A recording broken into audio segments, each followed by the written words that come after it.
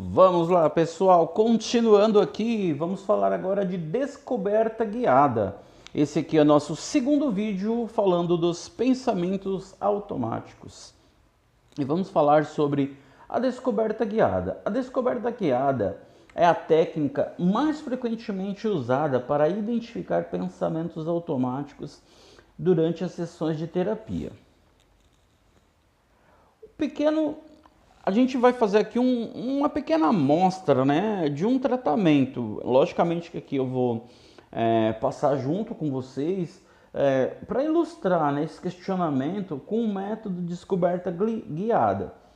Vou falar aqui sobre o caso clínico que consta no livro, no nosso livro aí, né, pessoal? Aprender da Terapia Cognitivo-Comportamental. Esse caso ele está na página 79 e como você vai identificar? Trata-se de uma senhora de 60 anos com depressão. Se descrevera como se sentindo desconectada tanto de sua filha como de seu marido. Ela estava triste, solitária e derrotada. Depois de se aposentar de um emprego como professora, ela tivera a esperança de viver bons momentos com sua família. Mas agora ela pensava, ninguém mais precisa de mim, não sei o que vou fazer com o resto da minha vida. E aí entra a fala do terapeuta. Você tem falado sobre como o problema com sua filha tem lhe incomodado. Você consegue se lembrar de um exemplo de alguma coisa que aconteceu recentemente? Ana diz o seguinte, sim. Tentei ligar para ela 3 vezes ontem, ela só me ligou de volta às 10 horas da noite e parecia irritada porque fiquei ligando o dia todo. E o terapeuta, o que ela disse? Ana responde, algo como, você não sabe que passo o dia ocupado com meu trabalho e meus filhos, não posso largar tudo para ligar para você imediatamente. E o terapeuta, e o que passou por sua cabeça quando ouviu isso dela? Ana responde, ela não precisa mais de mim, ela não se importa comigo, sou insuportável. E o terapeuta pergunta, e você teve algum outro pensamentos, ideias que vieram à sua cabeça naquele momento? Ana, acho que me decepcionei comigo mesma, fiquei pensando que eu não tinha muito valor, que ninguém precisa mais de mim, não sei o que vou fazer com o resto da minha vida. E aí a gente sabe, né, pessoal, ele foi trazendo à tona essa questão da descoberta para ela, né? Então, assim, quando a gente fala dessa descoberta guiada, ele vai trazendo para que ela traga à tona aquilo que ela já praticamente falou, mas ele está trazendo para ela. Ela mesmo queria chegar a essa vida, quando ela chega, ela vai realizando essa descoberta. Beleza, pessoal? Vamos seguindo aqui nosso vídeo. Ainda iremos continuar falando de descoberta guiada aí, pessoal. Agora a gente vai falar um pouquinho na questão da descoberta guiada e os pensamentos automáticos, estratégias altamente produtivas aí.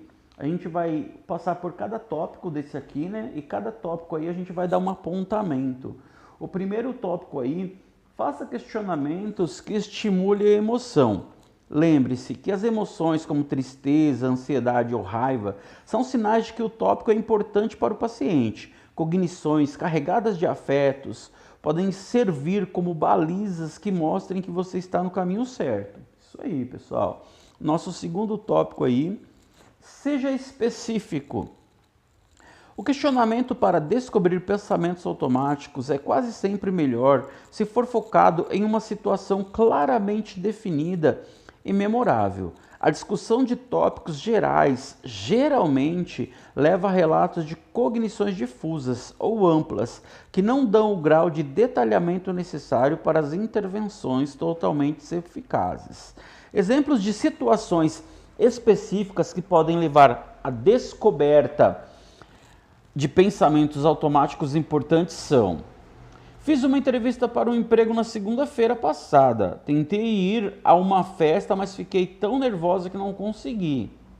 Minha namorada terminou comigo. Estou totalmente infeliz.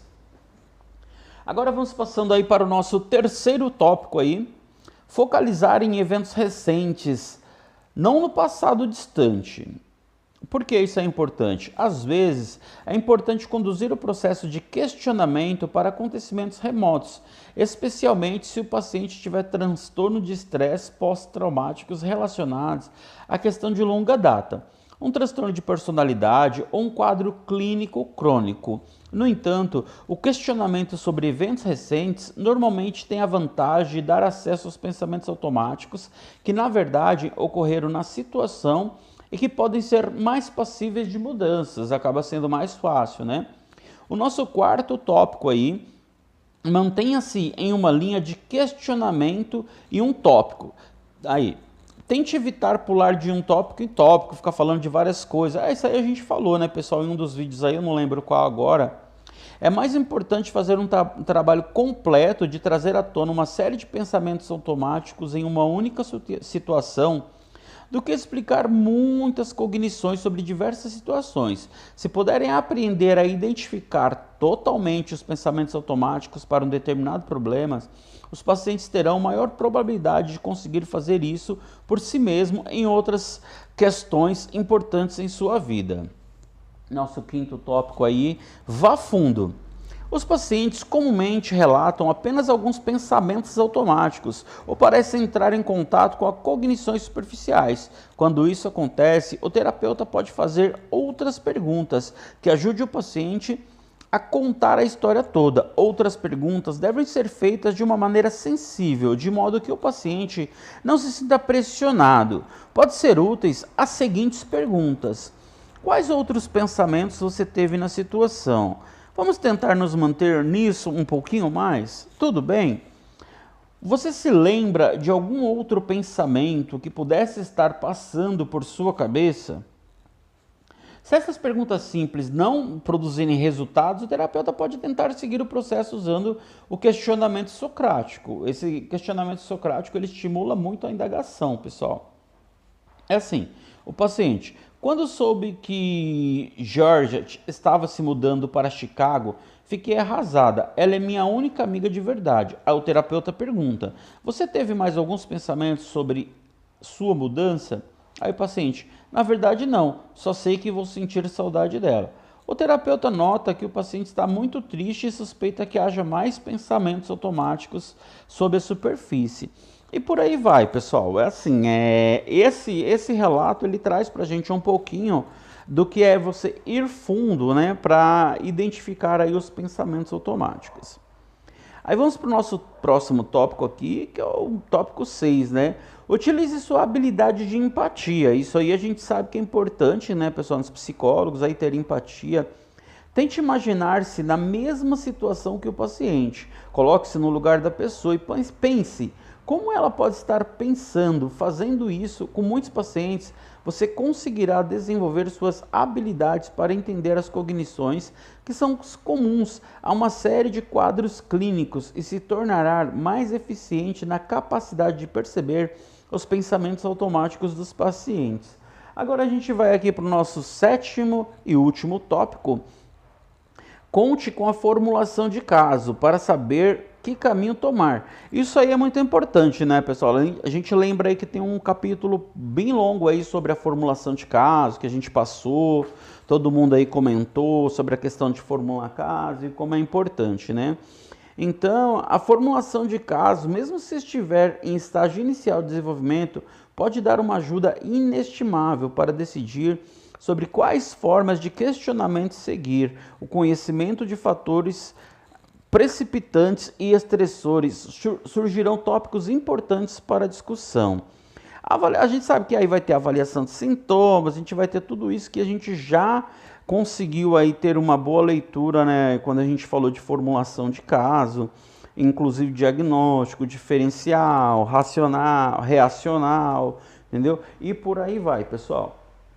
Vamos continuando aqui o nosso segundo vídeo desse capítulo 5, né?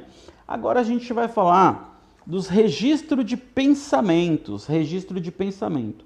O registro de pensamentos normalmente é apresentado na fase inicial da terapia, de uma maneira simplificada, que ajuda os pacientes a aprenderem sobre os seus pensamentos automáticos. sem sobrecarregá-los com muitos detalhes.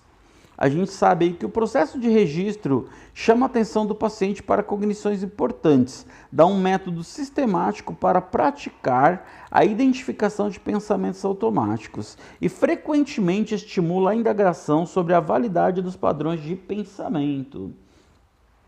A gente entende aí, né, essa questão do registro. A gente vai falar um pouquinho mais sobre do registro. Onde ele pode ser feito? No caderninho, no caderno de terapia, pode ser feito no Cogni, no computador, onde o terapeuta e o paciente achar melhor, pessoal. Além disso, o registro de pensamento pode ser um trampolim para intervenções específicas do terapeuta, a fim de modificar os pensamentos automáticos, né?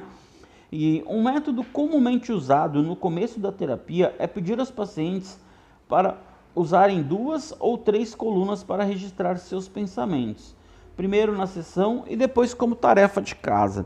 A gente sabe aí do famoso caderninho, né, que a gente faz lá, o registro de pensamento, comportamento, emoção e sentimento. E a gente vai passando isso, né? Então, assim, o paciente, o cliente aprendendo a fazer isso, aprendendo a elaborar o registro de pensamento, isso se torna um hábito para ele e vai ser de extrema importância aí ao longo da terapia, pessoal. Vamos lá, finalizando mais um vídeo aqui.